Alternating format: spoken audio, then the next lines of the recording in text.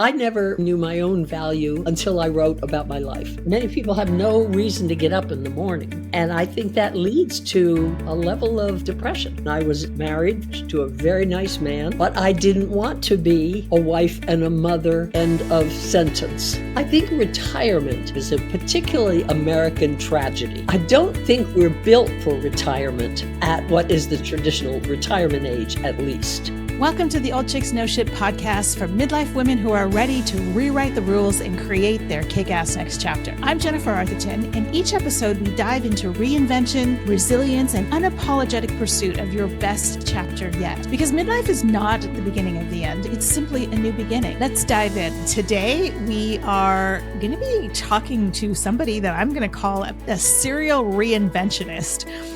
Her name is Jean Peelen, who is an 83-year-old writer, speaker, and activist, and her life has been a series of reinventions, from wife and mother to civil rights attorney to model and actress and an elected official, and now the host of Old Women Who Write. And I'm sure there's probably reinventions in there I haven't mentioned, but I wanted to chat with her. I wanted to chat with her today because she obviously has mastered the secret to reinvention. So we are going to unpack all of her reinvention stories and get the insights and learnings from her. So welcome, Jean. I'm so happy to have you here. Listen, I'm delighted to be here. I mean, I can't think of a better name for a podcast than yours. Thank you. Thank you. I like it. I do like it. So tell us a little bit about, like, why did you decide to reinvent your life so many times over? Like, what was the inspiration behind all those reinventions? Well, here's the odd answer. I'm sure Oprah would have a much better answer for this kind of question. But my answer is, I don't know. I mean, it isn't that I thought through thoroughly, gosh, I want to reinvent myself. What am I going to do next? I think I just got sort of done doing whatever I was doing at the moment. I had learned all I could learn, experienced all I could experience where I was, and was ready to move on. And so whatever new opportunity opened up that was pretty much totally different than the one I was just in, I grabbed it. I can't say this was planned. Gee, I'd like to reinvent myself many times. I just did it. I also think there was a childhood urge to do everything. Right. But here's a question which I know is on the minds of my listeners right now, because it's on my mind, so it must be on theirs. I'm like, how did you know that you had done everything, learned everything that you needed from that particular thing? How were you sure that it was time to move on? I think there are lots of answers to that. Now, I hate to apply it to marriage, but it does also apply to my marriage, at least. Yes.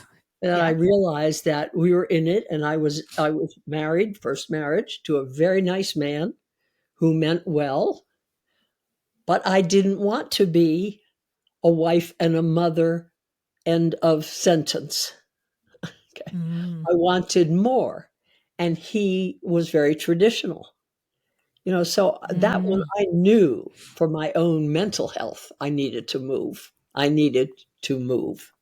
That was really clear. Other ones, it's just like when I was working as a civil rights attorney for the federal government, I did everything there was to do there in terms of writing policy, going out investigating cases, enforcing the law, talking to people, giving speeches at conferences. I did everything there was to do. And now I realized I was repeating myself, and no new learning was happening. And that's a place where I can get stuck right there and say, right, change has to happen. Yeah, I think we've all experienced that. And I know, like, I'm thinking for myself where, you get to a certain level in your career or whatever it is that you're doing, and there's nothing new, right? Like, now you're an expert at it. You can practically do it with your eyes closed. Exactly. But it also takes a lot of courage to put yourself back in the learner's seat again. Like, it's a place of vulnerability. Like, when you go from being the expert, and I have a feeling this is what stops a lot of people from, making changes, because when you go from being seen as the expert in something, the go-to person, to now all of a sudden, I'm going to start with a clean slate and learn something brand new. Yes. There's a fair amount of vulnerability in that position. How did you navigate through that? I know that was so. And looking back at it, I see it took bravery to do. I see that. I didn't honestly see it at the time. Now, when I was 35, I went to law school to become a civil rights lawyer and had 2 children, took them with me, worked 3 jobs while I was in law school. But it didn't seem brave. It just seemed like, well, this is what I need to do now. I don't know how else to explain it. Sometimes it was just fun. When I finally finished with the federal government, I decided to become a model and actress. And yes, I had to go back to learning all over again. But when you're learning all over again, for me at least, it's not drudgery. You're exercising your brain in a new way, in a different way, and it's all new to you, all of it. And you can fall on your face, you can indeed do that. But, for me, it was always exciting to start something brand new. Didn't seem like courage at the time. Yeah. Right. Did you ever have the fear of failure? Like, I'm starting this thing and it might not work out? Yeah, sure I did. Actually, the funniest time I did was when I was in a brand new job as, I don't even think that's in my biography, as a chief of staff of the Federal International Broadcasting Agency, like, Radio Free Europe and Voice of America and all those. And I was appointed chief of staff based on something I had done. I was wholly unqualified for this job. So I was already feeling some real concerns about failure at a higher profile than I had ever been. And I was going to meet my new boss's supreme boss. And I walked into the room, tripped on the rug, and fell. Actually, I fell backwards, legs flying in the air. And at that time, of course, we all wore dresses. So this was not charming. And I thought, well, there it goes. I just shot everything.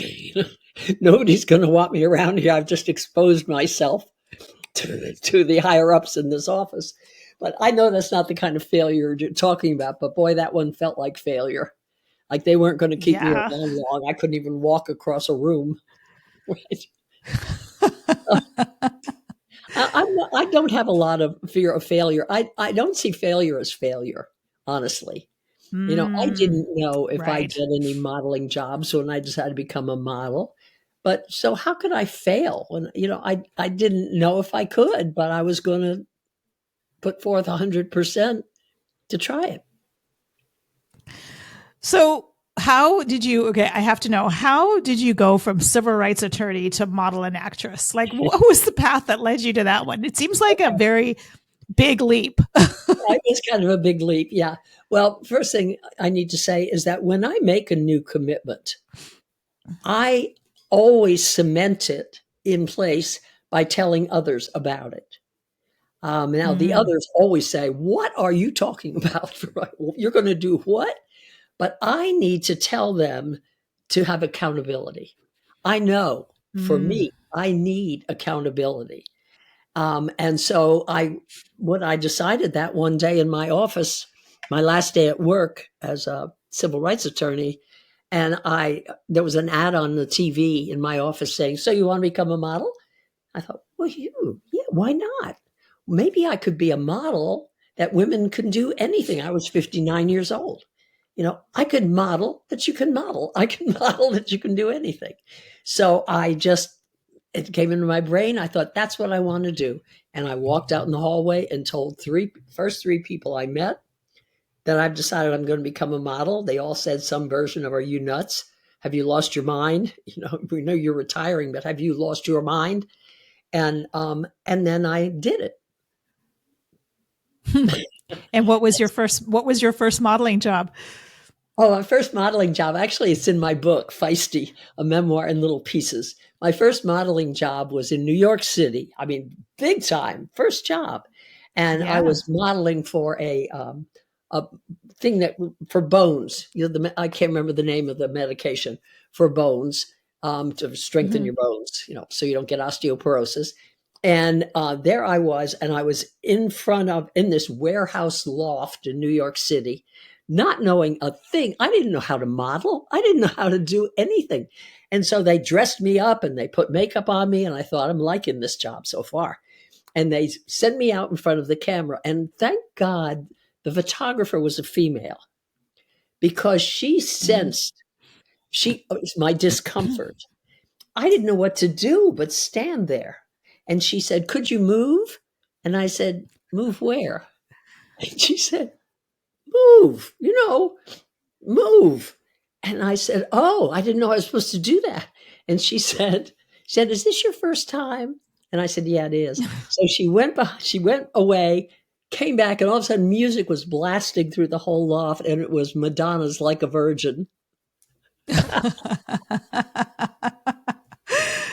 That made Oh, me so hilarious. comfortable. It was just great that I moved. So that was my very first modeling job. But they Wow, also that's amazing. they would send me out all the time for commercials or print ads and give me pretend husbands. They would show us being very happy, holding hands, touching each other, head on the shoulder, on the beach or in the farmer's market. And then they would give them a heart attack, and they would have me in the hospital looking concerned, looking worried, looking, what's going to happen? Everybody had the same idea at the same time, and I got in 3 commercials like that. 3. Wow. So anyone Wow. who saw all 3, one, thought I had a lot of husbands. My friends were laughing. They said, "Jean, you can't even keep a pretend husband."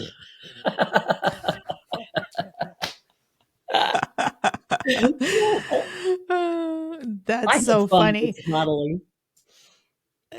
So, how long did you spend modeling?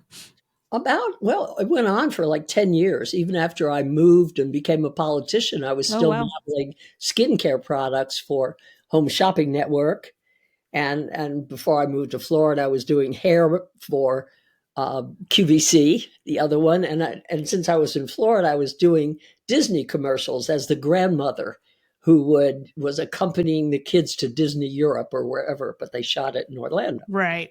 So about 10 years, I stretched that one out and could do that and other things, because that's never a full-time Right. job. No. And then how old were you when you then became an elective official, and what was your position? Mm.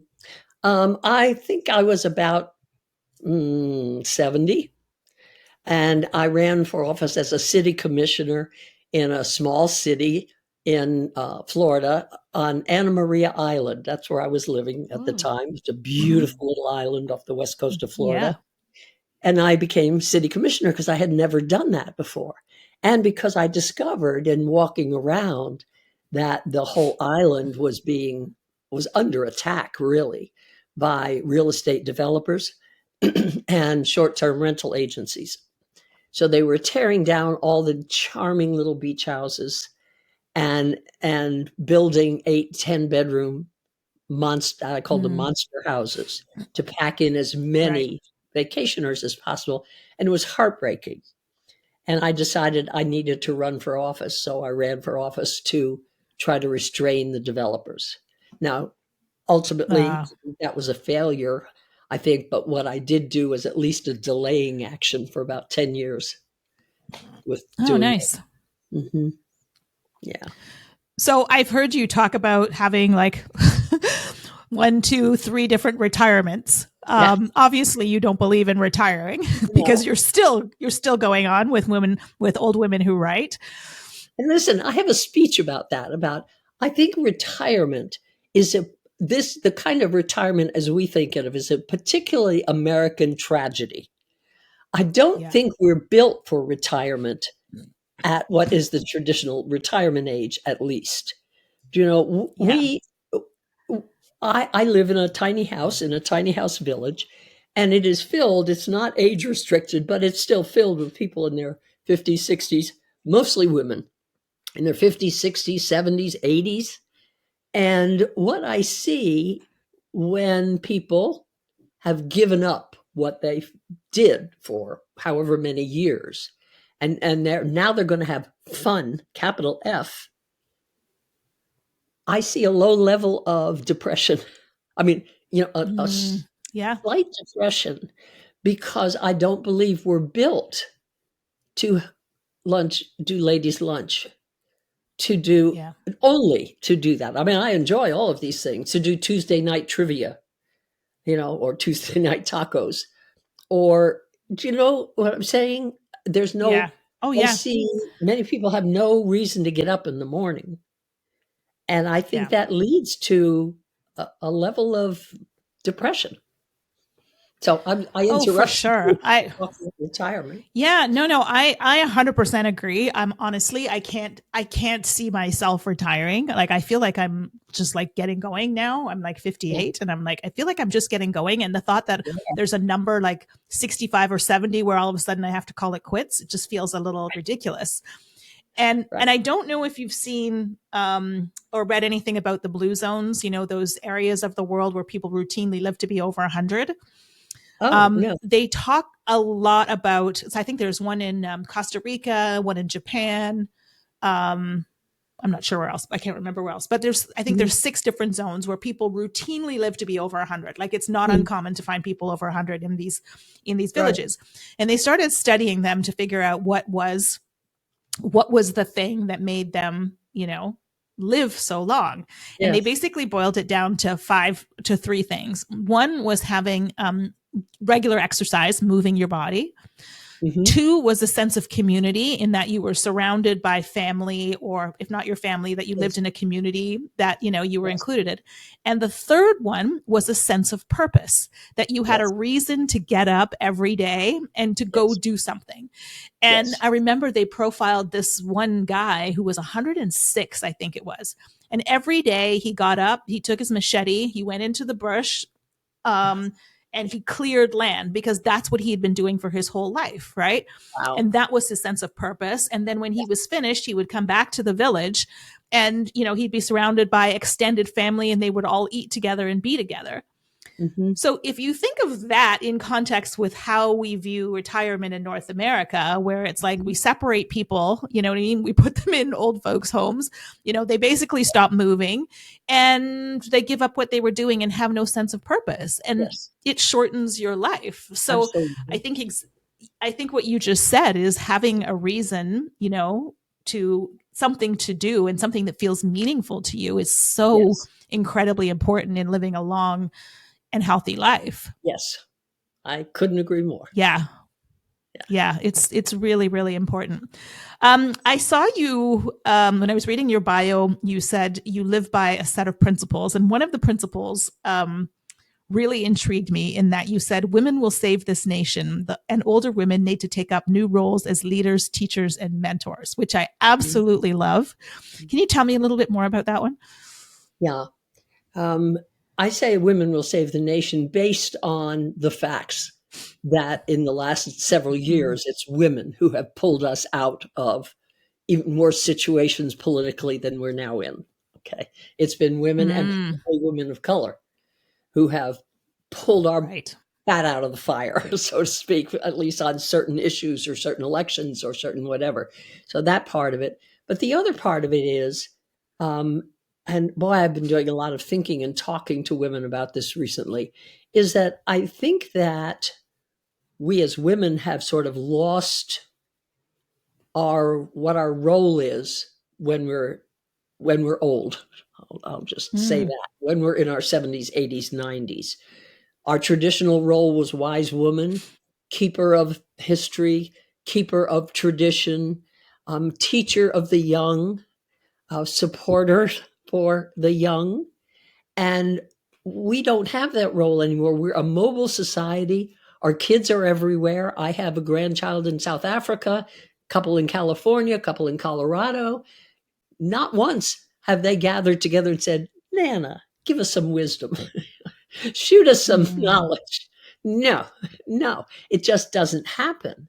And so we've sort of lost that whole role of, we can call it matriarch, wise woman, sage, whatever. And I think a large part of it is that because we haven't kept up with delivery methods. What I see is that here I am living in my tiny house village with similarly aged people. They don't want my thoughts about anything. They just don't. They have their own. Right.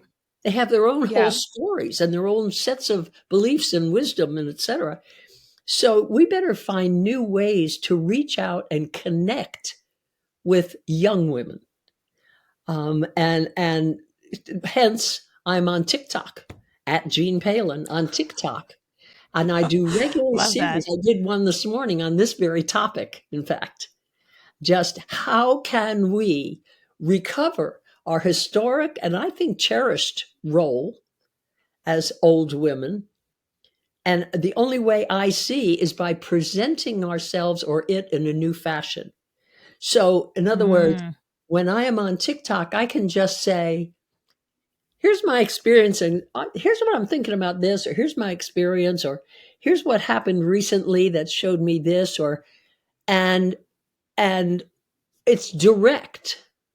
And the listeners or watchers can take what they want, leave the rest, hear what they want. What I'm finding, because I'm always speaking from the perspective of an 83-year-old woman, what I'm finding is that young women are started following me like crazy. I don't think they have stable old women in their lives now because their grandmother's living in New Jersey and they're living in Denver, or whatever. So I see that there are ways. I don't think TikTok's the only way, but I think we better get our brains going about how can we communicate, meaning how can we give, how can we share, how can we support women. Yeah, that's so interesting that you say that, because a little while ago, a couple months ago, I've been noticing that my audience is actually starting to skew a little bit younger. Like I'm getting women in their 30s who are following women who in their 30s who are listening to the podcast. Yes. In fact, a lot of my daughter's friends listen to the podcast, which wasn't expected. But I did a post on Instagram about a couple of months ago, and it was the post was women in your 50s, what advice do you have for the women coming behind us? And so first of all, I was blown away with the amount of advice that was given and the questions that were being asked and the responses that were coming from younger women to the older women, which was very unexpected. Yes. I was kind of thinking of it of just like, what would you tell your younger self? But it was actually women telling other women. And it started a whole conversation in the comments, which I was so beautiful. I'm seeing that on TikTok. I'm seeing that now. Conversation. I'm very recently on there, but now conversations are starting among the people who are commenting on all kinds of topics. And I also want to put in here something about, I don't think this is all one way. I am learning. It has to go both ways from the young women. A whole lot. I mean, I actually believe that young women now are very different creatures than I was when I was a young woman. They have a broader view of the world. They have, I don't even know how to explain. The best way probably I can explain it is that, a traditional mother's role or grandmother's role or part of it is worrying, about your children, worrying about them. Well, I guess I worried a little bit about my kids, although I encouraged them always to reach out, do new things, live fully, live out, as I call it, on the skinny branches of life, where you're risking something. Right. I love that. And now my daughter called me recently, and she has a daughter. Her youngest daughter is in college, and her youngest daughter is taking part in some current protests that are going on. And her older sister came to my daughter and said, aren't you worried about her? aren't you what happens if she gets arrested or if she gets thrown out of college? Aren't you going to be mad? And she said, yeah, I'll be mad at the university. Not at her. Right. Yeah. And that's very different than a position I probably would have taken. When I was raising, I would have been there with all kinds of warnings. Oh, be careful and don't get caught and don't get arrested. And oh my gosh, this could affect your future and blah, blah, blah, blah. So I get to learn also from my children and my children's children. Yeah, I think that's really important to establish that two-way dialogue, because in many ways, the younger women are leading us, right? Like they're, like you said, it's a very different experience growing up, and they have a body of knowledge now. And I mean, I look at this in my own daughter. She has a body of knowledge now that I didn't have. Like she just turned 30. Yes. Didn't have until I was like well into my 50s. You right. Said it and I'm like, better. wow. Yes, that's right. That's right. Right. That's and I think to myself all the time, I'm like, how would my life have been different if I knew then what I know now? Right? Like, how would I have lived differently? And I honestly think I would have lived a little bit more. I would have taken more risks. I think I would have, not been as afraid to take chances, because I think been bolder. They're bold. I think in a lot of ways they are bolder, willing to take more chances than we were, for sure. Yeah. For sure. But I want to go back to something that, go ahead. Yeah. And I wanted to get into a little different sort of thing about, when I was in the second wave of the feminist movement. So we're talking 1970s. Mm-hmm. The first wave was all about, we want this one thing. The second wave, I think we moved to a situation where we were in the sort of negotiation phase. We want to be here, we want to be professionals, and we agree to do everything else too. Sort of keep the home. Right.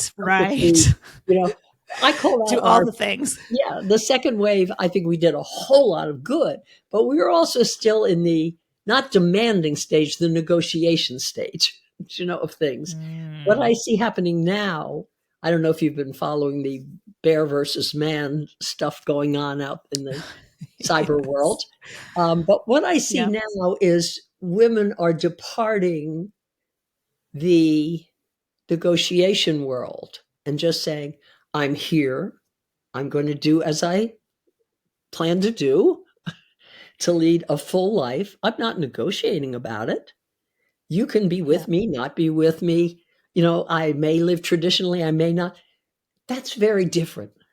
We were still in the sort of striving, to get into graduate school, striving. Yeah. So I interrupt. Yeah. No, it's very much along the same lines. But one of the things that you said was, about women finding, new roles as leaders and teachers and mentors, and finding new channels to communicate what they know. Yes. But what I find in a lot of cases is, as women especially, we tend to downplay what we know. We tend to downplay our experiences, right? Like, how do you encourage women to start really valuing their experience, their knowledge, their wisdom? Because it's very easy for us to say, oh, I just did what I had to do. Like I hear stories all the time, of women that have gone before me and who had incredible challenges that I will never have to face. And I look at that and I'm thinking, wow, how amazing. And, I always get that, well, it's just what we did. It's just what we did. But it's still very, very valuable knowledge that needs to be shared. So how do you encourage women to do that? I've never thought about to take up those new things. I've never thought about that question. I mean, I know I've probably done it just in individual talking with other women, but encourage them. But in thinking about it, I think that I have to tell you that I never really knew my own value until I wrote about my life.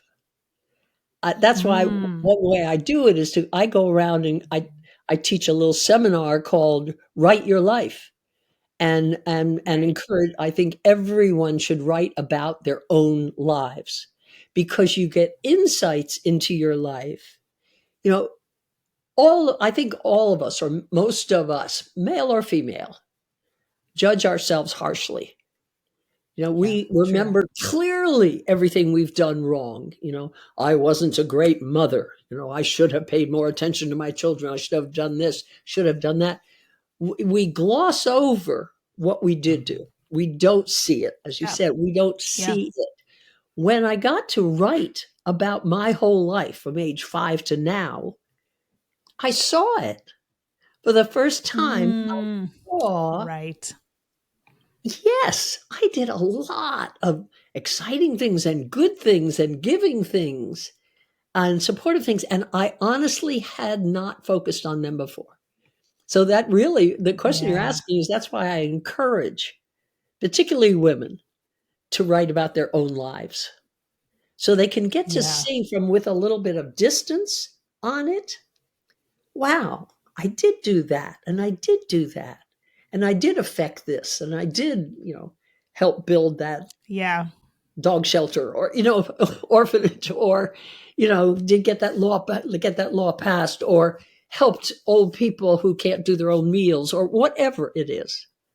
Yeah. Yeah. Yeah, I love that so much because it's something actually I do with all of my clients is, when they're in spaces of doubt or feeling like they can't do something or whatever, I Yes. have them write what I call their brag list. And it's this list of accomplishments, like a wide ranging list of all of the things that you've Yes. done, big and small. And then, Yes. on the days where you're just not feeling it, Yeah. where you're just like, don't have the energy or the motivation, go back and read that list and remind yourself just how badass you really are. Like, Yes. look at what you've accomplished That's because right. it's so easy. I mean, there's so much going on in our heads. There's so much information that it's easy to gloss over that stuff. But when you see it written in black and white, just like you were saying, right? It's like, oh yeah, like Yep. look at me, look what I've done, Yep. right? I think That's that's that's a great amazing. exercise you're doing with your clients. Yep. Yeah, yeah. The other thing that you said, one of your other principles is um, every person should shake up his or her life at least every 20 years, reinvent yourself, become someone new and different, contribute in a new and different way, Mm-hmm. which I love because I truly don't believe we're meant to be the same person from the beginning to the end of our lives. I think there's all these different dimensions of us that need to be explored. Um, but again, I think it can be very overwhelming to think about completely shaking up your life and starting something new, especially when you're older. I don't. Maybe it was just born in me or something that I don't. Mm-hmm. I moved when I moved to Florida. I moved there because I had never lived near water. And I had a feeling that living near water would be very healing and just I wanted to experience it because I know how much people love living near water. Everybody wants to live at the beach. So I Yeah. went there to experience that. And that didn't take courage. That to me said, wow, here's something exciting and fun to do and I can do it and why wouldn't I do it? So I sold everything and moved to Florida where I knew no one. The same thing happened here. I'm in North Carolina, in Western North Carolina, in the mountains near Asheville, and I moved here because I had never lived near mountains, and Mm. I loved the idea of being near those unbelievable trees that are here, which impress the hell out of me still now. I've been here 6 years, and I when I want a safe place to feel safe or feel comforted, I go to the woods. I go to the mountain. So for me, the moves that I made always, I always had a feeling, at least, that it promised good things. You know, Mm. so for me, it wasn't like, Yeah. "Oh, should I go to the ice cream store?" It was, "Oh, I can go to the ice cream store." You with me? Right. Yeah, totally. And one thing I've noticed in the thread of our conversation, and when we're talking about all of the different roles that you've played, is Mhm. really paying attention to and honoring kind of that inner voice, right? Like Yes. on the external, it's like there's no reason, but something inside me says, you know what? It's time to do this. And then you honor Yes. that voice and you move forward. And I think Yes. so many of us have the voice, but we don't pay attention to it. Yes. I think right? that's Yeah. absolutely correct. Yeah, and Yeah. it's sad when you tamp down that voice. It's a Yeah. sad thing because I believe it is your inner wisdom trying to speak to you, Yeah. trying to say Yeah. something to you. Well, for And sure. And go I was ahead. just gonna say, I have a formula for when you're gonna make that kind of change, which is that you have whether you call it the vision, the goal, the idea, the thought, whatever it is for you, when you have it in your head, from that point on, what I did just instinctively was I acted as though it had already happened. I acted as though it were a done deal. So Yeah. on that, I was simply there to collect evidence of this done deal. So for me, it was the idea, the commitment, the inaction. And when Mm, you see yourself as being already there, the types of things that usually stop us or can stop us sort of disappear. Like, well, I don't know if I have the intelligence for that, or I don't think I have the money, or I don't know how I would do blah, blah, blah. All those things we think about when we're deciding whether to go for it. And they're all stoppers. All of them can yeah. be stoppers. So what I do is commit to it and then just see the activity moving toward it as collecting the evidence that it's already happened. Mm. Ah, that is okay. People listening, if there's one piece of nugget of information that you take away from this podcast, let that be it. Because this is something that I truly, truly believe as well too. Like having the idea or the vision, making a decision, because it really comes down to making a decision, Yeah, and then taking the action with the end in mind. Because here's the thing: as humans, we naturally assume that what we don't know is going to be worse than what we know, yeah, when the reality is we have a 50-50 shot, and even if it did go wrong, you can still start again, you can make right, another decision, right. right? But that right there, like idea, commitment, action, Mm-hmm. is that is the formula. That's brilliant. That is so, so brilliant. And I think the vision part is also really important too, and what you just said, about like you picture it like it's already happened. Mm-hmm. I mean, that's classic law of attraction, manifestation, whatever you want to call it. But I can't underestimate you can't underestimate the importance of that, because Mm-hmm. holding that vision in your mind and seeing it already done and feeling yourself in that position. Like I know Yeah. personally that's got me through some really rough days, some really rough months, Yes, yes, right? Because I absolutely. can see it. I know where I'm going. Yeah. It's hard to like drive your car to a destination if you don't know what that destination is. Yes, yes. That's absolutely Yeah, right. that's I engaged in this one time with 50 people in a room. I was asked to create a whole new office with volunteers from our current office. The new office the people would be doing totally different jobs than they had ever done before, totally different. And they had to volunteer for this. And so I held a meeting and I said, this is a dreaming session. I want you to mm, dream about what your perfect office would look like. What would it be? What would be the parts of it? And of course, federal employees, they all said we need to all have a window, right? Everybody needs to have a window. That was the number one. But then there was number two. I want it to be a place where I want to come to work in the morning. Number three was I want to come to work where I am respected and treated mm, respectfully. I want to come to work where mm-hmm, the work is worthy and high quality. We made that happen, including mm. everybody getting a window. Because as a group, and all 50 people volunteered, and as a group, we created that. They went out and searched for the building in Washington, D.C., Right. where the office could be that Amazing. everybody could have a window. And it turned out everybody did but the Yeah. managers, which was pretty funny. But yeah, so That's interesting. for me, I've done it individually for much of my life, adult life, but I also see the power of it in groups. Oh, yeah. Mm-hmm. I mean, if there's one thing more powerful than having a vision, it's a collective vision. Yes, Like that exactly. has so much more energy in it. Yeah, that's so incredible. Talk to me about self-trust. Like, as you're talking, I'm thinking, as you're learning to become a model, or you're, stepping into elected Mm-hmm. office, all of those things. And, obviously doubts will come up, like, oh, I hope I can do this.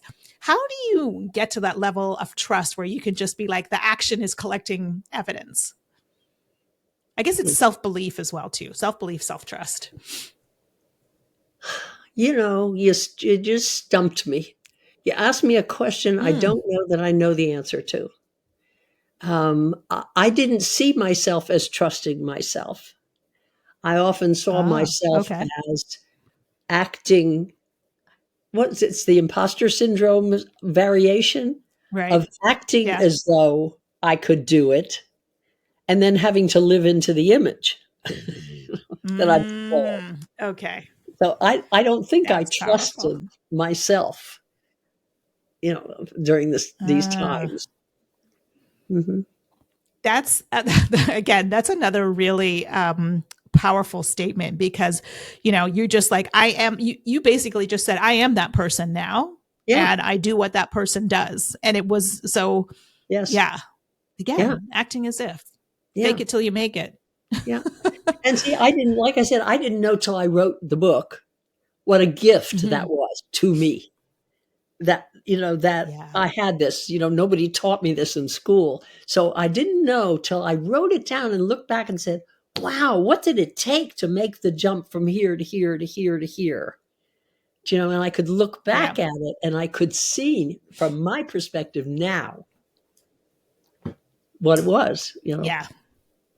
Yeah, that is so true, because I often have people. So I had to reinvent my entire life at the age of 50, and I have at least twice a week, if not more, people tell me, "Oh, you're so brave," and Yeah. I was like, "Really? I never considered myself brave. I just kind of did. I put one foot in front of the other, and here's where I got to. But I Exactly. didn't say, oh, today." Yeah, I didn't. I'm not going to do a big act of bravery today. Like that, it wasn't that contrived, right? But Exactly. Every time you again, would ask me looking a back question on it, about bravery, I would say, "But I don't think I was brave. I didn't feel like I was being right? brave." So yeah. Yeah. But this, and I think this is important, is because, people will say to me, well, I'm not that brave. And bravery has actually nothing to do with it, That's correct. right? Like it really That's doesn't. It that's really right. doesn't. It's just about making a decision and then taking, and I always say this, taking the smallest action you can possibly think of. Yep. Oh, your doggy's complaining. I Wants you know, off. I know That's the all right. magic of editing. Yeah. Um, taking the smallest action that you can possibly think of in the direction you want to go, right? Yes. And that doesn't require that bravery, but you do that consistently, and one day you look back and you're like, oh, look where I am, Right. right? Right. Yeah, That's right. yeah, that's so I think true. I mentioned one time I talked to a psychic in the past 10 years, and she said, "Oh, you've worked so hard. You've been so brave." And I said, "No, I haven't. No." And I believed that was a no. Now I look back and I Yeah, see what she's saying. But I yeah, didn't know yeah, that. Didn't know it. yeah. That's so true. So now you obviously you're an author of your book Yes. Feisty, a memoir in little pieces, which we've Yes. talked about, and you are the creator of Old Women Who Write. Tell me a I little bit am. about that. Yeah. Well, let me show you viewers. This is Feisty, a memoir in little pieces. 65 moments of my life, really decisive moments of my life. Old Women Who Mm. Write. I really started it because all the classes said if you write a book, you have to have a social media presence if you want to sell the book. So, well, but then it became a life of its own. It's a Facebook group called Old Women Who Write. And there are currently about 200 of us in there, writers, would-be writers, experienced writers, supporting each other. And I purposely picked the name Old Women Who Write. And I got pushback when I first picked it. The first couple of people I asked to come in said, "Absolutely not. I do not consider myself old. I will not Old. be labeled with that blah, blah, blah, blah." But for me, it's just, let's deal with what is. Let's stop using the euphemisms. Let's stop trying to deny where we are, and let's claim it and make something new from it. So that became Old Women Who Write. And I've been loving it. There's also a website, Old Women Who Write, that I created. And the only interest really in that website is that I interview old women who write and I interview agents and publishers, and to give them some openings, some publicity for what they're doing. So yeah, it's been fun. It's taken on a life of its own, way beyond. Yeah. I love that because when I came up with the name Old Chicks Know Shit, I got a lot of pushback on that too. Like, why are you calling us old? And I'm like, okay, you're missing the point here. Yes. Like, the world is calling us old. So we're just going to play into that, but we know we're not, right? Exactly. We had the same pattern. Yeah, exactly. This has been an amazing conversation. Where can people get your book? And where can people find more about you and your speaking? And yeah, absolutely. Well, Feisty is available of course, on Amazon.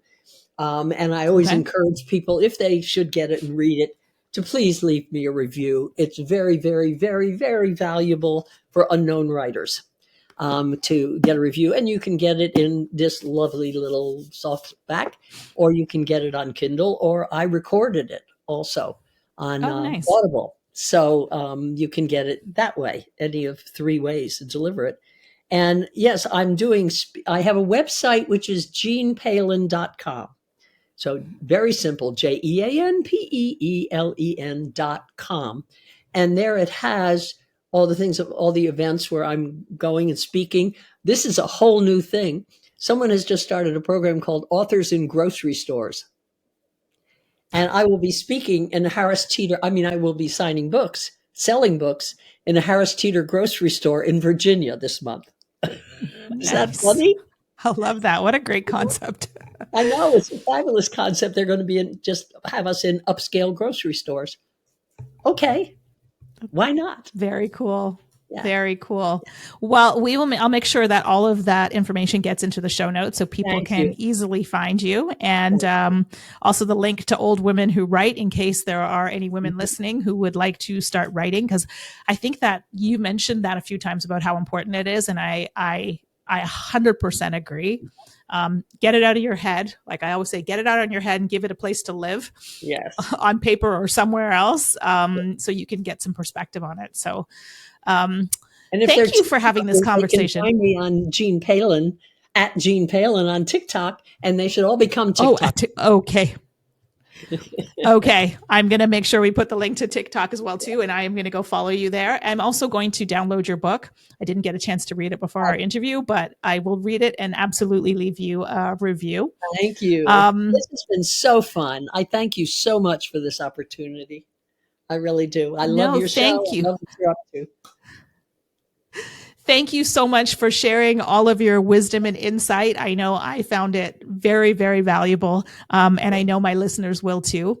So to those of you listening, if you like what you heard, please feel free to go give this episode a rating or a review, or better yet, pass this episode along to a friend or somebody you think that could get some insight out of it.